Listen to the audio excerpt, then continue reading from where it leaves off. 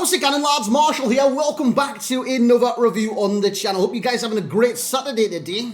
Just watched West Ham versus Newcastle United. Very happy with Newcastle United's performance. 1-1 draw. Very nice. Hopefully your team plays well this weekend as well. But we're going to have a look at Eric Bailly today. Now, Eric Bailly came out last night in a showdown. Showdown versus Atletico Madrid's DePaul. So what happens there is, with showdowns, if they win the tie, just the tie, the one match, they get a +2. No matter which team it is, if they win on that night, they get a +2. So Bailly could go to an 89 rated centre-back. DePaul could go to an 89 rated centre midfielder, I believe so anyways. And if they draw, they both get +1s. If you lose, unfortunately, you're stuck with the card you've got. So with showdowns, it's all about the chance, the potential to get the upgrade in the cards. We're going to see if he's actually good with his card today, Eric Bailly, and see if he's good for the price that he's at, and see if that potential increase will do the card well. Now, I've got no idea who would win the match, but we're going to review the showdown anyways, just to see how good he is. Now, lads, if you do enjoy, please like the video. That would be sensational. Subscribe to the channel if you're brand new around here for more in-depth play reviews. We actually played 7 games with this card today, and last night as well, so it was a combination of the both nights, and I believe they were all in for champions apart from the initial few games. So he's 6'1", medium-high work rates, 3-star combo, and his stats are very nice. Now, you do see the chem still I've used in terms of the boost it's give the card. So we use Shadow. Now, the reason I use Shadow is because a lot of attackers on this game, you guys know it as well, are nearly maxed out pace. So a lot of players try and get in behind defences, whether that be through long through balls, whether that be through balls down the line. And I want my centre-back to be quick enough to first, be in front of that one and maintain the pace to keep ahead of the man running for the ball. Positioning-wise, fantastic. We'll improve that. He's got good work rates. He's got 87 interceptions. Shadow benefits each and every single defensive stat. If I was to use Anchor, it wouldn't really benefit the card. Well, it would. It just wouldn't benefit as much as Shadow does, because it's already got 90 jump and 91 strength, 92 aggression. Those are phenomenal stats. Now, you might look at the stamina there for a centre-back and think 71. Not too keen on that. Honestly, for a centre-back, that's not bad whatsoever. Centre-backs rarely use stamina in this game, because if you think about it, stamina depletes when your players are making runs all the time. They're sprinting, and when you're dribbling with the cards, and when you're actively running with the player in this game. You're not exactly going to take Eric Bailly's skill past 52 players and then tap it into an empty net to deplete his stamina. And he's not going to be running the entire game anyways, because when you're in possession, he's not sprinting. Simple as peas. So in terms of acceleration, he's got 80, sprint speed is 87. When you plus them by 10, 90 and 97. I know, my mathematics is sensational. Super knowledge I have. He's got 83 short pass, and the passing category sucks. So what you would do there is keep everything simple. Basically, you see a short pass, you take the short pass. Don't do anything else, and just clear the ball. That is it. 87. Where the hell have I got 87 from? Oh, reactions. I looked at reactions and thought, where else have I just seen that? He's got 87 reactions, 87 composure. They're very nice defensive stats. However, I was worried, and actually it is a worry as well. Ball control's only 73. When it is driven across the box, or it's in a need-to-control situation, whether a defender or, well, their attacker can dispossess the defender, you need good ball control. Unfortunately, he doesn't have that. Agility's okay. Balance is quite low, and dribbling 75. Don't go doing any skill runs. In terms of the traits, he's got injury prone. Fantastic. Who cares? It's not going to matter in match, because they don't stay down. Especially defenders as well, they don't stay down. The only thing that injury prone will affect is potentially after the match. If he receives an injury in game, he'll get straight back up. But after the game, you'll probably have to put an injury card on him, which, what's that, 200 coins these days?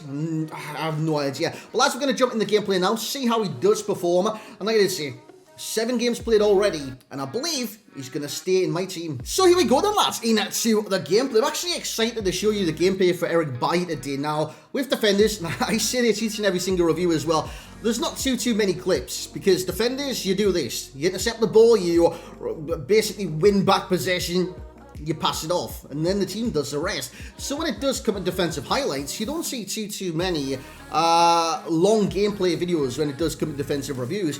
But today, I think I've got a fair 4 minutes of gameplay just by positioning wise, defensively sound, and winning the ball back and going from there, which is absolutely fantastic. You're going to get a lot of highlights and insight into how Eric Bailly does basically place himself on the pitch first and foremost, and defends.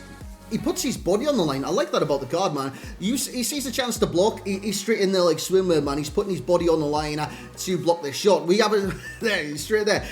My opponent has a chance there, but he's straight in there. What I liked about him as well was the pace. Now, I know a lot of defenders on this game are fast. You can look at the recent future stars, Salisu from the Premier League, right? But the thing is that benefits him as well with the pace is his starting position in defence. Because there was a number of times, and you will see it throughout this review as well, where my opponent, they get the ball in the position to through ball it, right?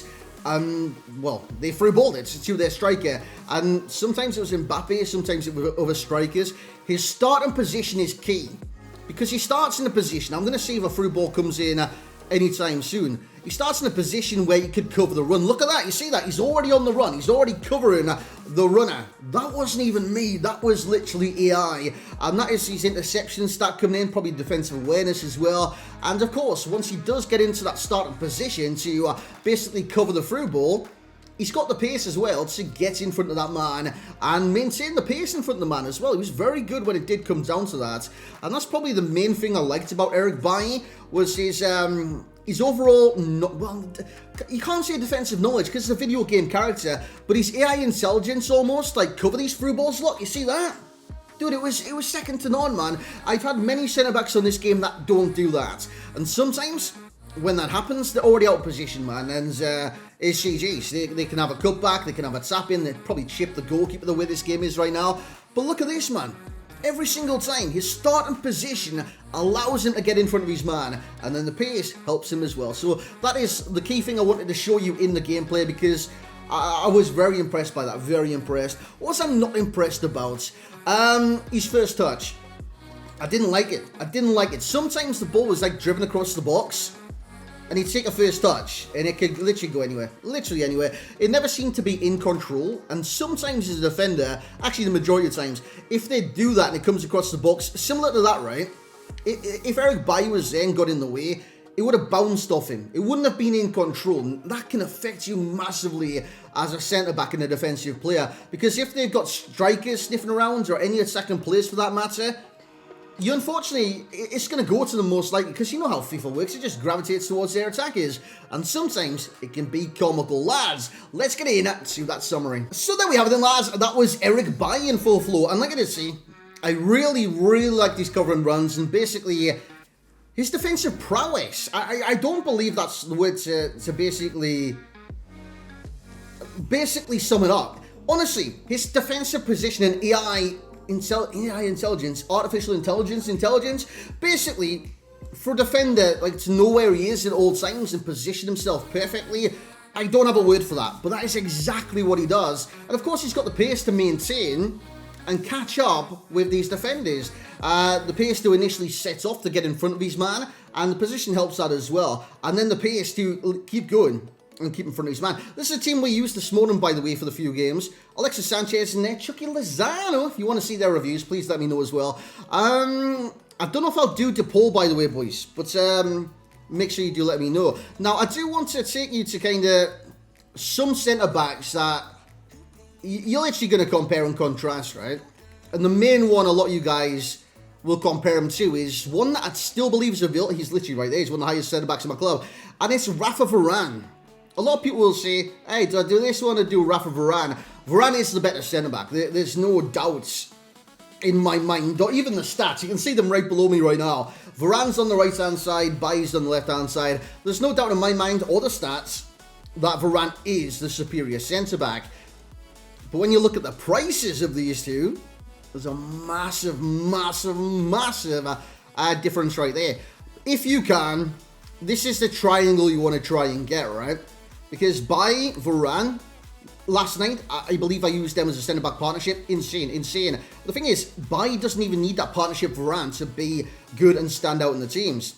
He's very good the way he is. So with that being said, he's one of the showdown cards, one of the few this year, that I would say, hey, he's worth it, you know what I'm saying? Because you look at the other centre-backs that came out as well. We had Sule, Piqué, those are showdown cards. Both fantastic. I did say in that one, Sule needed the upgrades, and I still stand by that. surely got the upgrades. He was 10 times better for me, whereas Piqué, I didn't believe needed the upgrade, is still a good centre-back for me. So you can see it like that as well. And if he does get the +2, this Eric Bailly, hey, GG's, because this guy will become a serious contender for one of the best backs in the Premier League. One of the best centre-backs in the Premier League. So I believe he already is one of the best, but he could become literally up there with the top-tier centre-backs, and I'm talking about his Manchester United teammates. So let's get in the overall ratings then for Mr. Eric Bailly. For me, he was good. He was fantastic. He was sensational. He's a very good centre-back. And the main thing I want you to take away from this, lads, is his overall starting point for through balls. He positioned himself so well where he can cut them out each and every single time.